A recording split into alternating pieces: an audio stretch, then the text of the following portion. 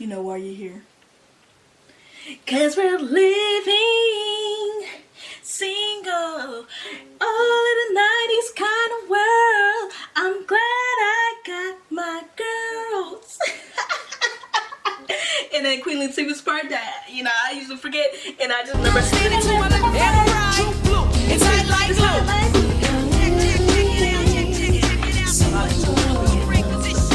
It's really easy. Listen to it. But, oh my gosh, I'm excited for this review because I'm not only just going to do a simple review, I'm going to just do a little deep dive into why I love this show so much and why it's one of my top 5s and why it's iconic and for the culture type of show. It's just all of those things. Right. And with Living Single, it shows the essence of Black excellence, and it shows that you can be in a predicament and still be successful, and you do not see that. You do not see that with some of the Black representation you see in movies or films, and over time you realize how it kind of diminishes, and it's so important, so important. So the whole thing, Black representation matters. And I repeat, Black representation matters. And Living Single is one of those shows that's the epitome of why it is great to have that type of Black Black representation on a sitcom. Oh my gosh. And I'm gonna go through the synopsis. That's my first point. Second is the deep dive of the characters. 3, behind the characters, and 4 is very important, and why I'm going to really, you know, show you guys why it's important. Living Single versus Friends. Right. So the synopsis of Living Single. The synopsis consists of 4 women, 2 men, all friends that live in New York City while juggling their careers. They're also juggling their love lives, and that's what Living Single is. That's it. So I can explain. Khadijah, Regine, Synclaire, Maxine, Overton, and Kyle. And the dynamic of all of these friends, you know, my personal opinion, is great. I got some mistletoe in my back pocket. Why don't you kiss my ass? Just like every Christmas. Late for work and early for dinner. Now, Khadijah, Max did hang the stockings by the chimney with care. Her dryer is broken. That was her laundry. Well, that's the last time I waste 15 minutes buying Christmas gifts for you guys. That's what makes this show so great. It's just friends. They all have their different careers. And Khadijah, she's a journalist, and she has her own company, Flavor. And Maxine, she is a lawyer. And Kyle, he's a stockbroker. And Obi, he's a handyman. And Synclaire, she is an aspiring actress while working for Khadijah. Regine, boutique stylist and everything, but also she works into, you know, wedding planning. And then Maxine, she is a lawyer. So basically, all of these guys, they have their careers, and they're just, you know, trying to juggle with the careers while finding love. You know, some is easier and some is harder, and that's the synopsis of it. Synopsis of it. Number 2, the deep dive of each character. And you know, I'm just going to show enough of why each character is important to modern day. Because like I said before, Black representation matters. And I'm gonna start with Kyle.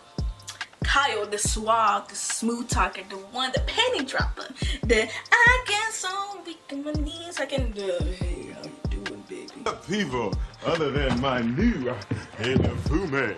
Check it out. Stand in line to Kyle. He's also intelligent, and he holds his ground, and he's comfortable in his sexuality, and he knows what he wants in his career. But then, when he got it, he was like, So, you know, I'm going a little fast because I have to go through each character. But Kyle's important is because he's a man that stands his ground, but also he's comfortable enough in sexuality to let a woman lead sometimes. And he knows what he wants, but sometimes, you know, he doesn't know what he wants because he is kind of afraid of committing to certain women. But he does carry himself very well. Very well. And the importance of Kyle as a black man is that strong, successful, and he has an open mind. And he's for the people. And what I love about Kyle Barker is that he is a great essence of a black man. And I'm not just like fangirling, you know, but people loved him back then. Like, there is a reason why they loved him. It's because he carried himself well, and also because he knew what he wanted. And there was this episode called Glass Ceilings that Kai was in, and it showed that although he's successful and he got promoted, he noticed that it wasn't what he wanted because it really was boring. And it really shows you that he's like, I might want to be, you know, still in this position, but I know exactly what I want. And there was this pastor that said, hey, you know, they look up to you, you're very successful, you know, and it's a great reason to look up to Kyle. But he was going to say, nah, I really don't like my, you know, my promotion. It's not, but he did. He showed them that, yeah, I might be successful and I might have gotten a promotion, but I'm not happy. You all have doubts? Well, doubt no more, because men like Kyle Barker have blazed a trail for you. I'm proud to call him friend, proud to call him roommate, shorty. Ladies and gentlemen, Kyle.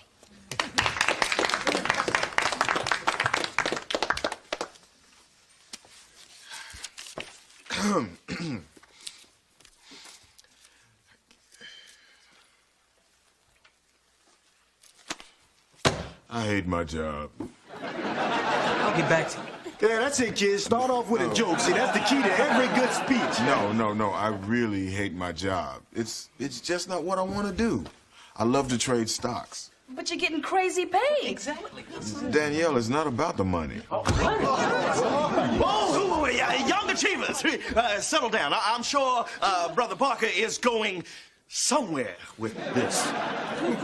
No, see, that's the problem. I'm not going anywhere. I'm trapped. I can't go backwards. I can't stay here where I am, and that means I can't go forwards. Classic corporate conundrum. Yeah, with a simple solution. Don't forget how you created the African Mutual Fund. You know about that? Know it. I moved most of my dad's pension into it, buddy.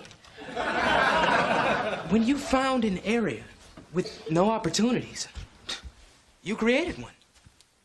Why not do the same with your job? Of course. And I know just how to implement that thinking. You know, you're pretty sharp. What's your name? It'll be on the invoice. Like, but what about the money? And he's like, it's not about the money. It's really about if you're happy. You know, of course, getting money is good. But it's about being happy, too. And that's exactly why I like Kyle. Black representation of a black man that knows what he wants, got what he got. So I'm going to go into Overton. Now, he is a man that just wants a woman by his side. And that's why he went out to Synclaire right away. Season 1, right away. And the reason why Obi is such a great character is because even though he doesn't have a high-paying type of position, because he's just a handyman. He's just a handyman. But he doesn't matter. That doesn't matter because he's rich at heart, and what he wants is rich, and he got a great girl. Like, he honestly got a great girl. And, you know, he treats this woman well, and he's funny. His bald head and everything. Now I'm gonna get into Synclaire. Synclaire is honestly one of the funniest ones on the show. Her and Maxine. Eggplant.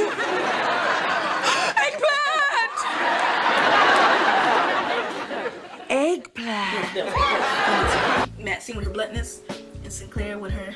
Love you. I had to tell you, you were my favorite on Living Single. And Synclaire, you know, she starts off as a, you know, just an assistant for her cousin Khadijah, but she's an aspiring actress, and she eventually becomes successful and everything. And Synclaire, she's goofy, she's down to earth, and she's weird, and she's kind of like very she's kind of ditzy in a way, but she, you know she's not dumb. Oh my gosh, what's going on? But you know she's not dumb. She's just kind of ditzy in some areas, and Obi's kind of ditzy in some areas too, but they really do speak some facts in a lot of scenarios. So yeah, Synclaire's a great character, and she's like very funny, and she does get great advice sometimes. Now, Maxine, a lawyer, very blunt, aggressive, a woman that, you know, is very kind of like she's not kind of, she's a nympho. She's a nympho, and she's a free spirit, but she's she's blunt, she's all of that, and she really goes after what she wants, just like Kyle. That's why when they hooked up,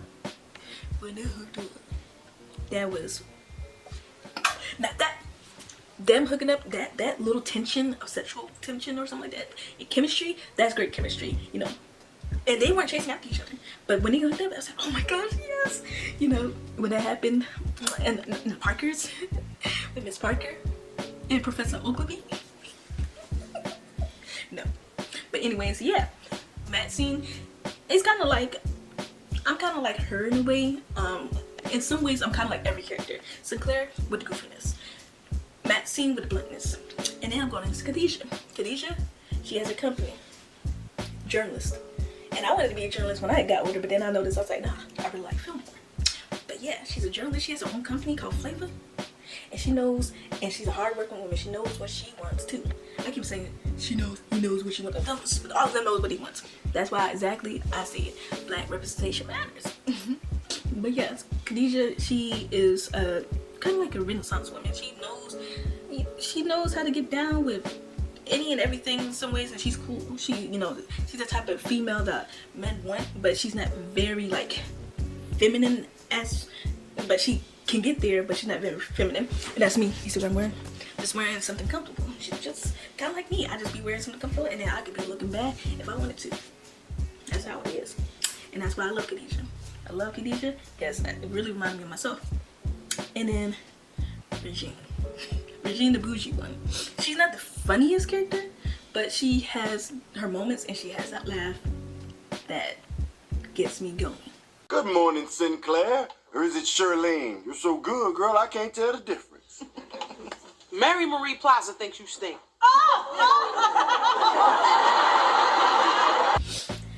And she's bougie. She starts off in a boutique, but you know, she's fashionable, she's a stylist. She would be quick to say if you look like a dust bucket and so, she's quick to say it.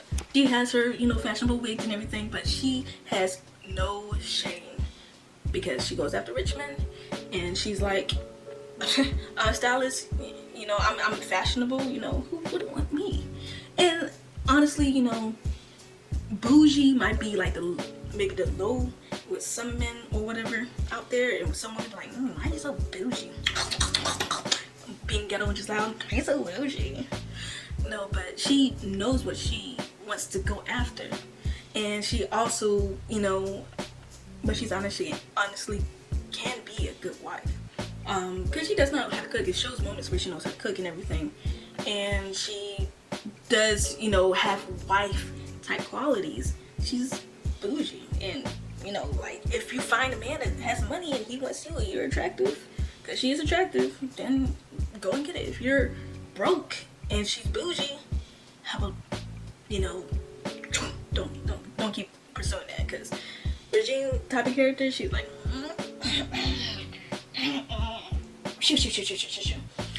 but each and every character though, the dynamics of this cast is phenomenal, because they weren't originally supposed to be like that. Honestly, Overton and Kyle were supposed to be like maybe kind of like separate entities coming in and out, but they, you know, showed how all of them work together in one of the episodes, you know, because T.C. Carson, who plays as Kyle, talked about it, and basically they weren't supposed to have that type of dynamic or showcasing that group that they have, but they did, and I'm so glad that they did, because not only do they bounce off each other well, they have great chemistry, but Synclaire and Overton has great chemistry. Like they're like match made in heaven. They're like that's a romance. That's a black romance that, you know, you will want to go after. It's really wholesome and everything, and he doesn't want to, you know, be disloyal or anything. None of that. And then with Max and Kyle, they tell jokes on each other, like they insult each other going back and forth, but you see that they have sexual chemistry, and they both kind of have like that nympho type of personality about themselves, and they go at it, but you know they're gonna hook up, and they do. They are the original sneaky link. The original sneaky link. Yeah, I said it. They did a sneaky link back in the 90s, and they made it a sneaky link. And they started off like that. They did it again, and they did it again, and then, you know, they fell in love with each other. You saying? Again, I ain't no genetic scientist, but it looks like you got Big Wave Barker bun in that oven.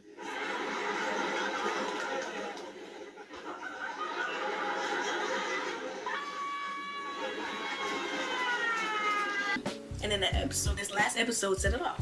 And even though Kyle wasn't in the last season like that, he comes back up in the last episode and it sets, you know, the story together.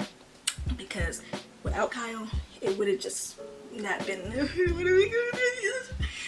But I mentioned how black representation matters because it shows them dating in the show, and it shows the great relationship with Overton and Synclaire. And, you know, of course they have their, you know, downfalls, but that's definitely, they kind of like pick themselves back up and everything. And you realize what I said about each character. They all have successful careers, and or, you know, working towards a successful career. Because Regine, she becomes like a planner at the end. Like she becomes a planner, like a wedding planner or event planner, and she eventually finds, you know, the man of her dreams, and she doesn't lie to get what she wants about it. She's like, I really love this man. I don't know what it is. It's kind of like love at first sight, yada yada yada.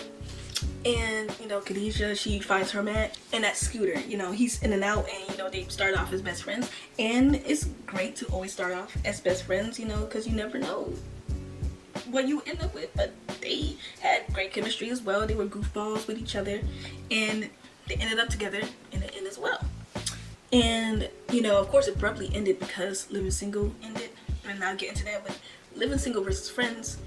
But yeah, like, if it wasn't for them, their little, you know, dynamic and their whole cast, you know, becoming the essence of black excellence, you know, wouldn't have had a good representation like that as a whole group of black people together. You know, you don't see that often. And they were the template for Friends.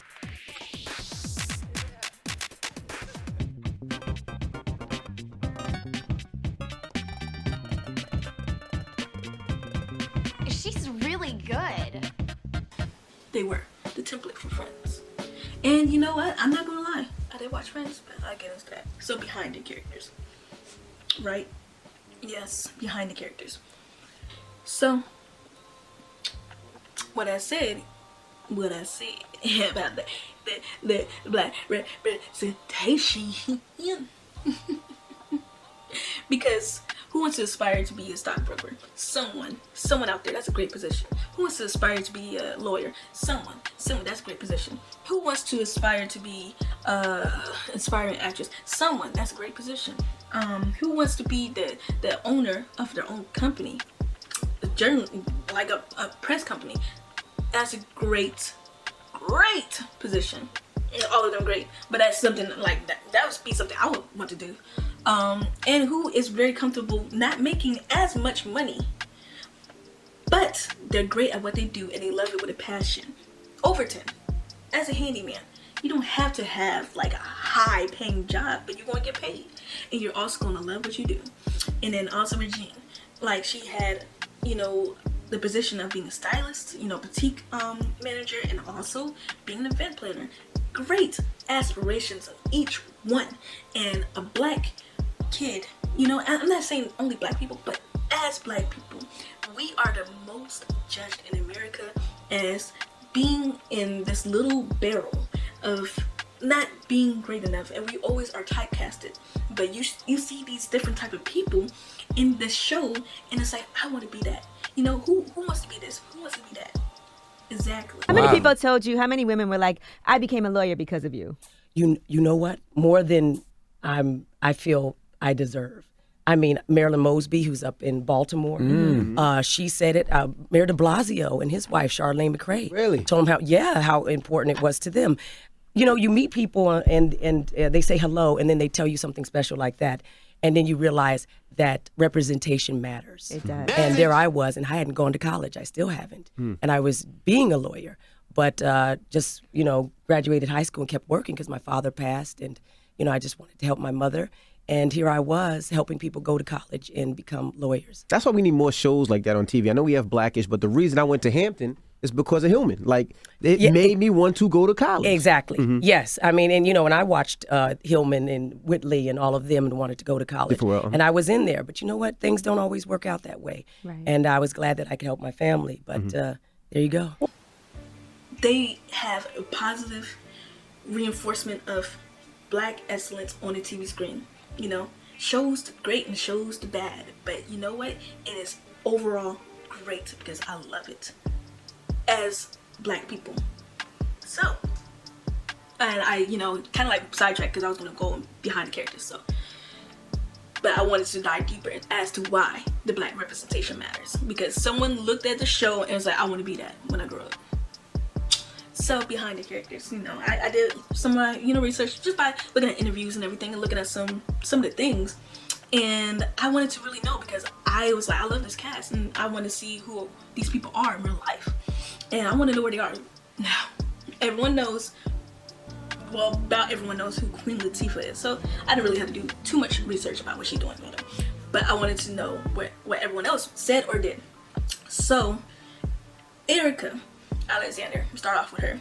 Erika, she's the one that played Maxine, and she had a couple interviews and everything, and she showed and talked about why, you know, living single was so important, and she also talked about her life, but she wanted to make a mark on, she wants to make like some type of mark as being a black person in America, trying to move forth with the creative, but you can't do it. It's like it hit a dead wall. Back in the day, she was trying to uplift black voices, black talent, because she started off early. She started off, you know, early as an actress going to the Bill Cosby show, and then, you know, she ventured over into Living Single, and she was a child actress just like Kim Fields. But yeah, she started the Color Farm Media, and she said in that interview with the Breakfast Club,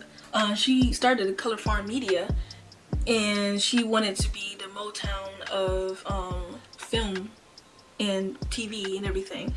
And, you know, Motown started off where, you know, black creatives, you know, started labels and everything, and it was just the start of a lot of stuff for black people, black artists.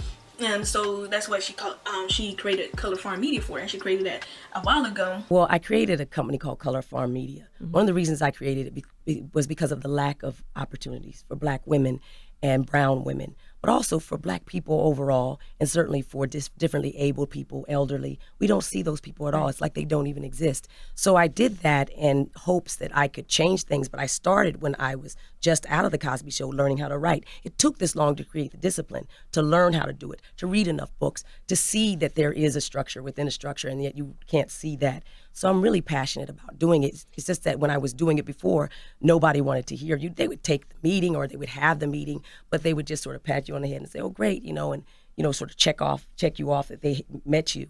There was no platform really that wanted to take a chance on the things that I was trying to pitch, because I was trying to pitch Black and brown people as leads. That's changed. It has. The wheel turns. And I tell everybody out there, if they're doing things, if they're creating things, sometimes you have to wait for your moment. It's like real estate. It can hold its value, but finish it. Don't sit up there and have it be half done, and because its time will come. And that's what happened. Its time came. Suddenly, Ava DuVernay, you had Sonda Rhimes, you had John Ridley, you have Steve McQueen, you have all these people that I'm talking about in basements, from Sean Martinborough to, Afua Richardson, Nnedi Okorafor, who's doing something with George R.R. Martin now on HBO. Wonderful, amazing, talented artists.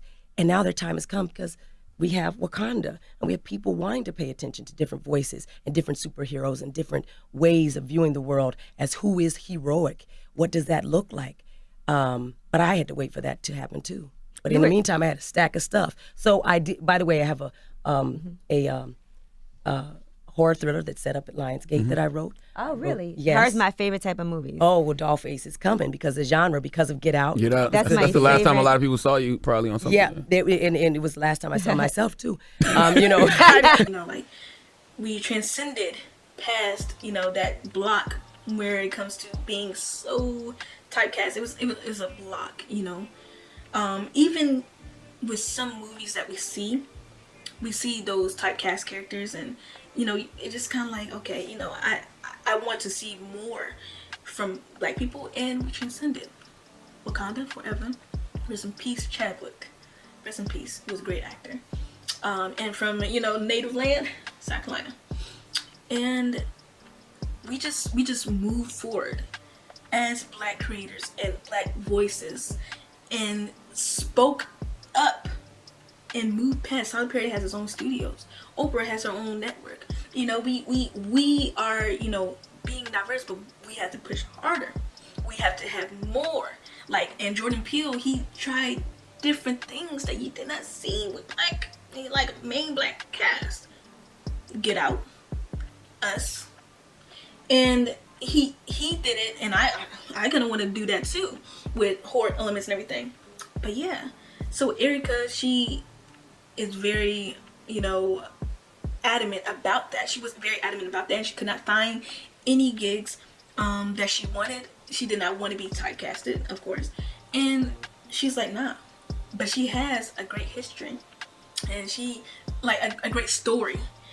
Sad, but it's a great story. So yeah, Erika is just the epitome of a strong voice, and she even mentioned about even with Living Single, though she loved the show, she said something about Friends, and it was a little feud that not feud, but it was like a Twitter storm that went on because of what she said to David Schwimmer. That's on Friends. So I'll read that out.